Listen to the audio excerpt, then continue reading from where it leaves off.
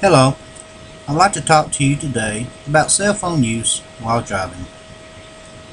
Driving down the road on the first spring day with the windows down and the radio on, your cell phone suddenly rings. You answer it. When you look up, you have veered into oncoming traffic. In the short amount of time it took to find and answer your phone, roughly 2 to 4 seconds, you have traveled 360 feet. The entire length of a football field from the back of one end zone to the back of the other end zone.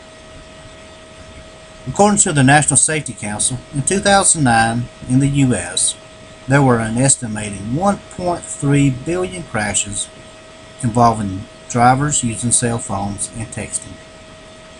Distraction from cell phone use while driving is equal to a driver's reaction who has a blood alcohol content at the legal limit of 0.08% according to research from the University of Utah. When operating a motor vehicle, it is imperative to stay alert and focused. When driving, one should always keep in mind there was life before cell phone use, the example they are setting for their children, and be aware of the cell phone usage laws in their state. Although I've not experienced personal loss from distracted driving, I want to know I've done everything I could to prevent it from happening to me or my family. Defensive driving and staying focused while being behind the wheel of a motor vehicle should be the major priority instead of using a cell phone and being distracted. To begin with, as surprising as it may seem, there was life before cell phones existed. Not so many years ago, the only telephone a person had was inside his home, and the biggest decision was to either have a private or a priority line. The first cell phone was invented by Martin Cooper in 1973. But the cost of the phone was around $3,500. The first mobile phones tended to be large and bulky with short ranges. If a driver needed to make a phone call, they pulled over to find a public phone or simply waited until they reached their destination. Once mobile phones existed, everyone wanted one. Today, it seems everyone, including children, have one. But are parents setting the right example for their children with their own cell phones?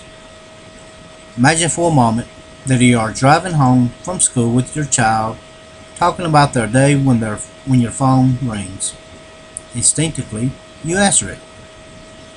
The same is true if you receive a text message. The majority of drivers will either attempt to respond immediately or have their children or another passenger respond for them. Parents must remember that their children are always watching and following their example. As the father of 2 young daughters, I want to model for them the right way to drive, including staying focused on what you are doing as they grow up. Therefore, when they begin to drive, they will be conscientious drivers, defensive drivers, who focus on the task at hand and are not involved or cause a preventable accident. During a July 2007 survey of 1,000 teens, AAA found that 46% text while driving. Not surprisingly, the study also reports the biggest influence on how teens drive is their parents. Almost 2/3 of high school teens say their parents talk on a cell phone while driving. So, should teens be allowed to have wireless devices in their vehicles when they drive? And what else is tracking your teen while they are driving? What is distracted driving? Basically, any activity that could divert a person's attention from the primary task of driving. Examples of distractions other than wireless devices used include eating, drinking, talking to passengers, or adjusting the radio. But because text messaging requires visual, manual, and cognitive attention from the driver, it is by far the most alarming distraction. Distracted driving is a preventable accident that unfortunately continues to happen. In 2009, 16% of teen drivers involved in a fatal crash were reported to have been distracted. Many states have laws regarding hands-free and handheld mobile devices for both adults and teens. Sadly, Georgia does not have any bans on hands-free devices. However, there are bans for young drivers involving cell phones and for all drivers when connected to texting. What is the solution? Education of drivers is the beginning. Simply not using cell phones or other wireless devices when driving is a smart choice. For those who must stay connected at all times, keep the phones on and accessible but not be used while driving. Focusing on being a defensive driver should be more important than answering a cell phone or a text message. Accidents caused by cell phone usages are preventable. Just being a part of a crowd also means being a statistic.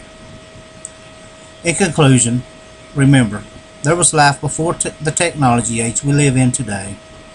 As parents and responsible adults, our passengers are always watching and imitating our actions, so be conscientious about your driving behavior and be aware of cell phone laws in your state.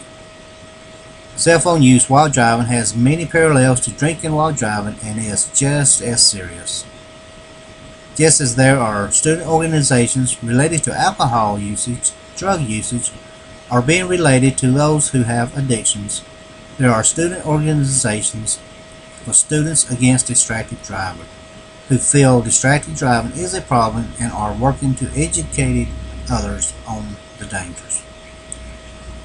The National Safety Council and Don't Text and Drive organizations are also trying to educate adults about distracted driving dangers.